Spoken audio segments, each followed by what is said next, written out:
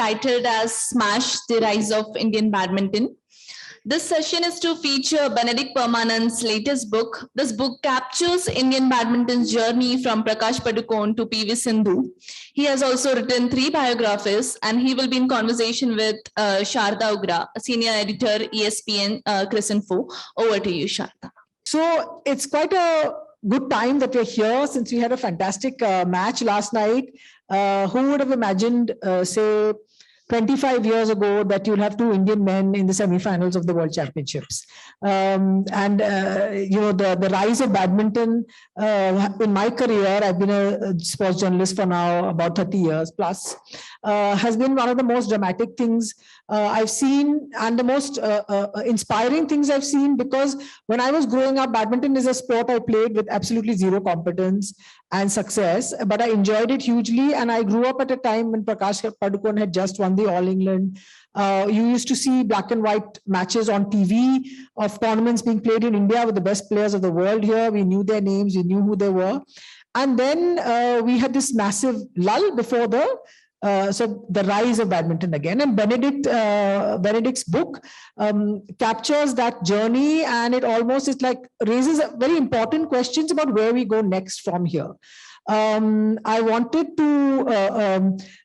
was surprised to see the book when it was first brought to me, and then we chatted about it. And because Benedict's not a sports journalist, he's from the outside. So tell us, Benedict, why did you write this book and not a book on cricket, for example? Thank you, Sharda. Thanks for everyone who's turned up. Yeah, it's more out of curiosity. See, I'm a journalist, trained journalist, so you're curious. So when I read the newspaper article how well Indian badminton had done in 2017 and 2018, I mean, 2017 was the best year for Indian badminton. There were 5 international medals India had won, and Srikanth had won all the super series, all the 4 super series, and Sindhu had won silver in the BWF, the same tournament that's going on now. So it got me thinking that no other sport in India is doing so well. We don't include cricket. So there has to be some force behind this. And it was quite a serendipitous situation where I landed up this book I was chatting with you about. It's called The Goldmine Effect, Rasmus Ankerson's book.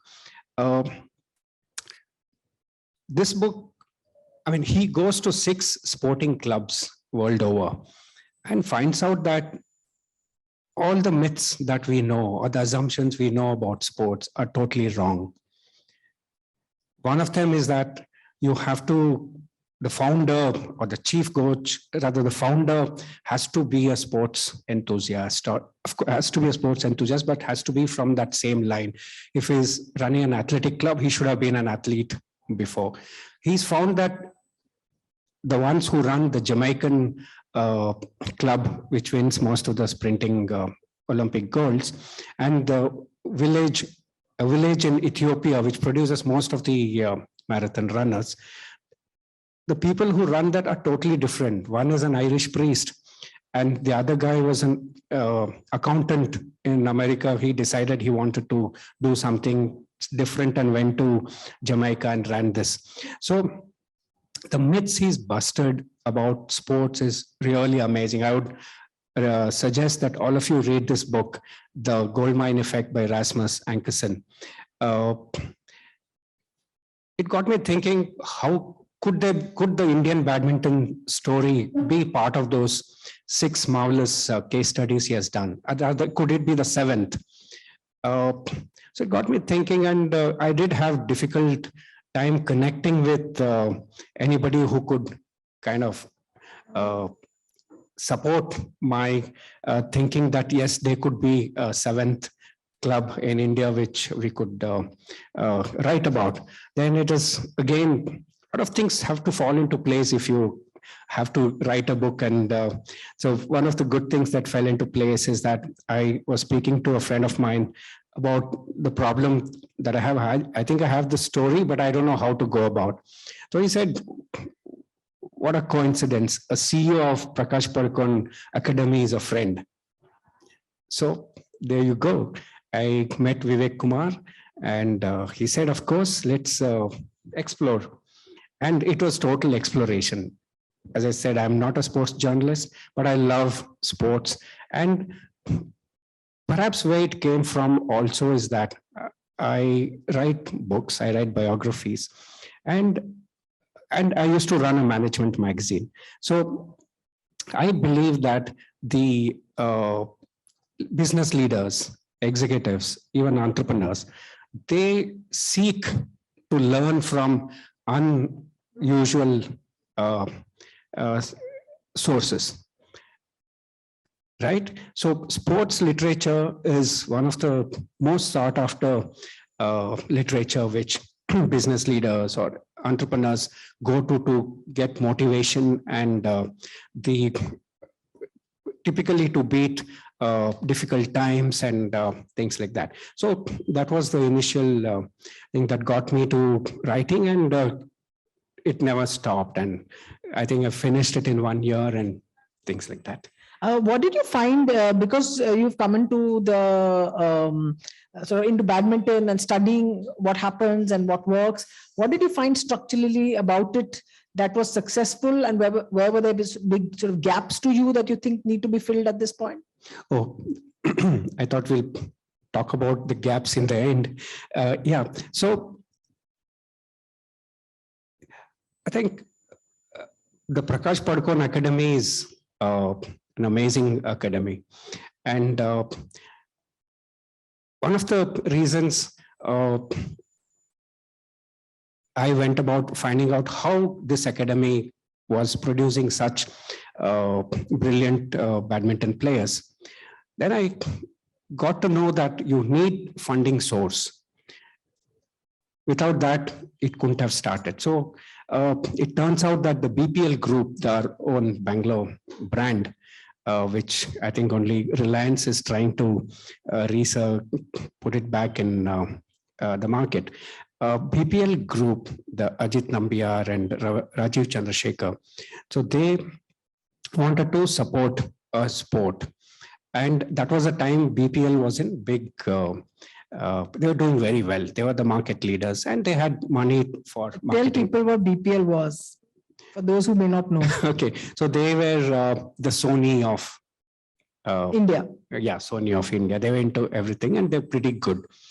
So they wanted a different place, I mean, a new source for marketing, and promoting sport was the best they could think of. And everybody loved Prakash Padukone after he came back winning the All England in '81. And he was quite charming and everybody wanted to support his vision. And that's how the academy started. And you asked me the question on structure.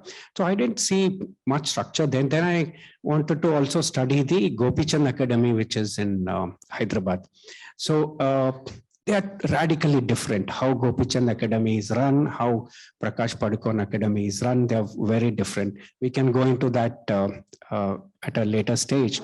Yeah, we'll come into that structure a little later. So when you talk about Indian badminton, there are two people whose names you may not associate with the badminton. One of them, Benedict has just mentioned, Mr. Nambiar, and the other is Mr. Prasad. So why don't you tell his story to the audience, who he is and what his role was in and the part that he plays in Indian badminton, which is not heard about as much. Yeah, so one of the things I've done in this book is bring talk about people who have contributed to where badminton is today, and they're not the much heralded and spoken about. So one I mentioned BPL. The other guy is N. Prasad.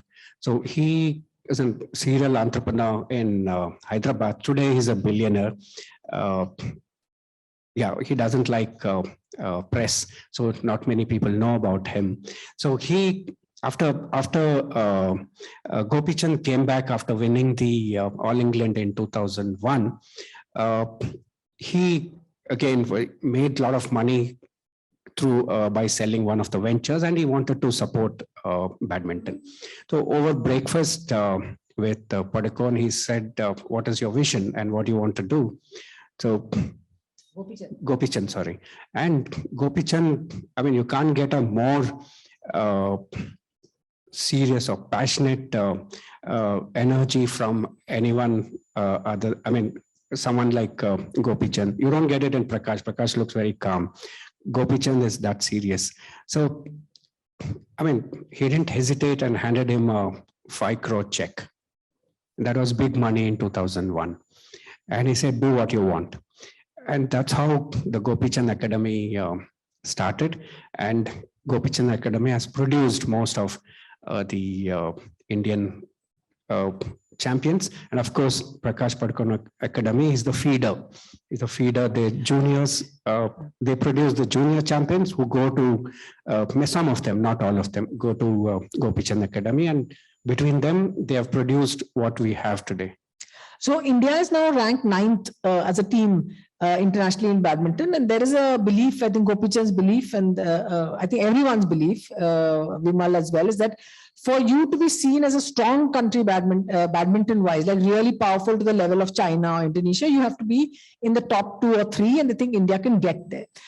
So I just went through a couple of rankings that our juniors have at the moment, because so at the moment junior badminton rankings come out in January at the start of the year, and it's not like it's upgraded every few months. So as of January this year, we had 2 Indian young men, whatever they call them, junior men, 2 in the top 20, 3 in the top 50, and 6 in the top 100. Now in women, the numbers are even crazier. It's 4 junior women in the top 10, 5 in the top 20, 9 in the top 50, and 12 in the top 100. So to you, those will look like promising numbers. But India's problem has always been about a transition. How do you go from junior to senior? So in his book, Benedict talks about that, and talks about he's talked to Vimal Kumar about it. So maybe you can share what you were told about this transition phase and explain the 2 academies and how they function. And is there a difference? Is there a gap? Are there too few? Maybe that's something you could share with the audience. Yeah. I mean, if you ask Gopi, he very confidently says that Indians, quote unquote, Indians are made for badminton. And if a few things are tweaked, we could be number 1 in the world. So with that kind of passion, he runs his academy. About the transition, Prakash Padukone Academy, I mean, everybody questions their decision to only stick to training the junior players. But just say when that happened and why did that take place? I mean, if you could just explain as to when did they make that change to say, okay, we're only going to go into juniors? I think it was somewhere in early 2000s when Gopichand Academy started, and they were focusing both on juniors and seniors, but more on seniors. So seniors, so they didn't want to duplicate it. And so, I mean, it's most of the coaches, they know that India could have had many more champions if many junior players were not supported. I mean, if they were supported enough to transition to the senior. And both academies run very differently. So it's very difficult for junior players to get accustomed to another academy, go and adjust. Their cultures are very different. So if you speak to Vimal and others, at least 20, 25 more champions we could have had if the transition was managed well. So what is the main reason for the transition problem? One is at the junior level, Prakash Padukone Academy takes care of all the expenses. They just have to come, land up there, and everything is taken care. But after they move, when they are 17, 18, there is no funding. There's no funding. So it is very difficult for players to fund their own In fact, Sai Praneeth, I think he said that even players in 100, 150 ranking, they have to pay for their own transport if they have to go and play anywhere and fly and play in international tournaments. So, but they have been working on it. They have Morton Frost, who Prakash Padukone Academy, they hired, he's still around. I think for the last 10 years or so, he's helping them transition junior players from senior players, but he can do only this much from the coaching part of it. But the funding part has not happened, but I think they're fixing that now with Infosys coming in to fund. They came up with a very generous grant of 16 crores last year. And they're using that money to transition the juniors to the senior players. But we did lose out many, many more potential champions because of that. So at the moment, sort of Indian sport is almost on a climb as to where it has been in the past. Say about, again, 15, 20 years ago, you would not have had this idea of so many, even badminton players in your top 10 and top 20 juniors, seniors, whatever they are. The sport that has fallen away is Indian tennis. And you've seen the absolute dip and of sort of your singles talent that you have. And in his book, Benedict talks about how tennis can learn from badminton, and you have to accept that in tennis expenses are as much as they would be in badminton. Badminton is played largely in Asia, so you'll say, okay, that will be a little bit less. Tennis is played a lot in Europe. But the gap between tennis and badminton in terms of progress has been huge. So he has some advice for what tennis can learn and other individual sports could learn. Okay, so I'm really excited about these two myths, which I've been able to not burst, but read about and put it, write it in the book. So one of the myths is that Indians believe that in racket sports, they're not good enough for last 20 years, they're not good enough to win real big tournaments, Grand Slams. And many of the tennis players have also kind of supported that line. But badminton broke that myth. That's a huge myth badminton broke, that Indians are not good enough to win Grand Slams. So that's a huge, learning. In terms of a sport that is so athletic, yeah, and that requires so much, explosive energy. What a lot of physiotherapists and trainers tell you about badminton is that as compared to in tennis, you're running sideways and you're running front and back, which you do in badminton. But in badminton, you're also going up and down. So you're vertically taking off, and which you don't have that much in tennis, and in badminton that repeats itself. So physically the load on the body tends to be heavier and stronger. And so that's when you say that Indians aren't good at racket sport because they're vegetarian, whatever, all this nonsense stories they used to say. So in fact, after Prakash Padukone won, they said it's a fluke. A lot of people used to think it was a fluke, but then it's not a fluke today. So the other myth is that tennis is an elite sport. It's very expensive and badminton is cheap. Actually, it's not. If you ask Vimal, he says the number of times they change the shuttle. The shuttles are expensive. And even the rackets are expensive if you want to go pick up a good one. So it's another myth that badminton is cheap, tennis is expensive. But to answer your question, what Indian tennis can learn from Indian badminton. So one is that Indian badminton was made affordable.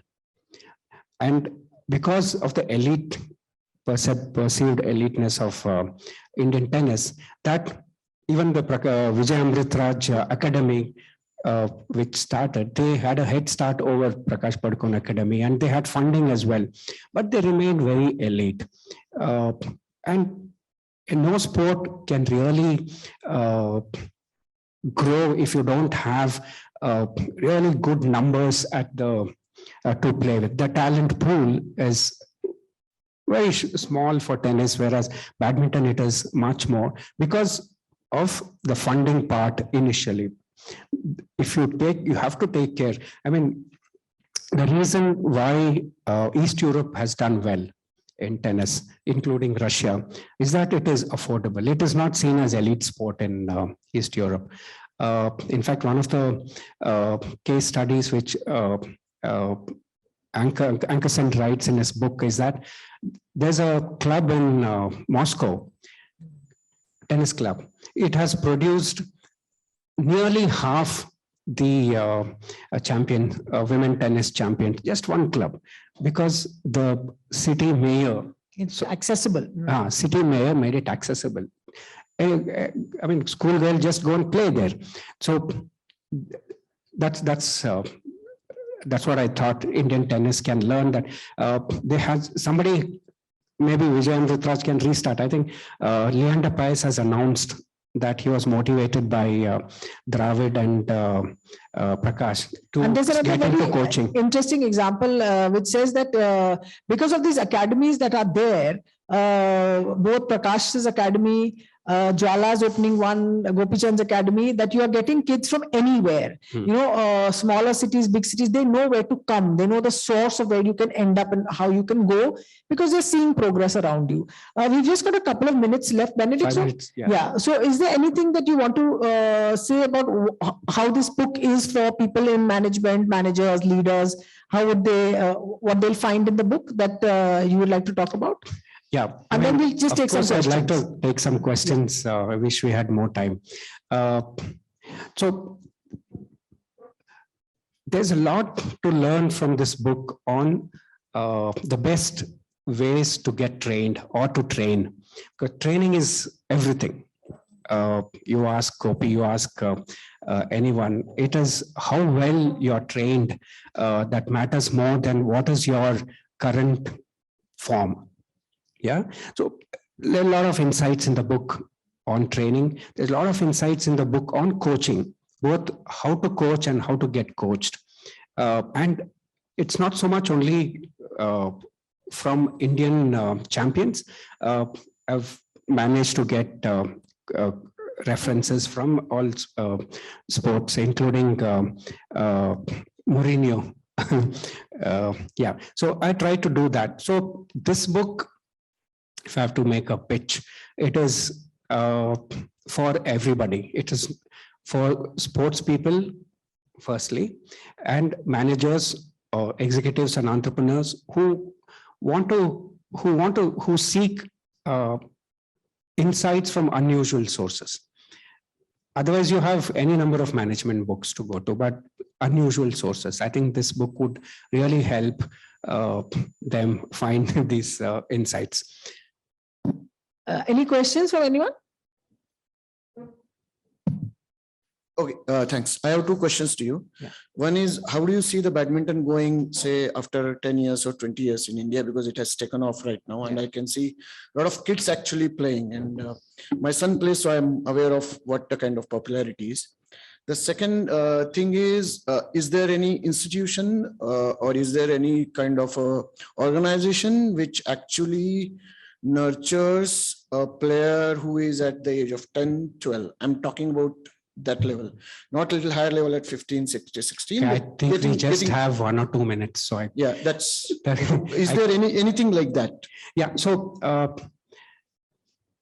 two quick answers to that. One is there's a new trend of sports schools that are coming up now. I think in Bangalore, there is a Jain Sports School that's come up. So they integrate sports with academic.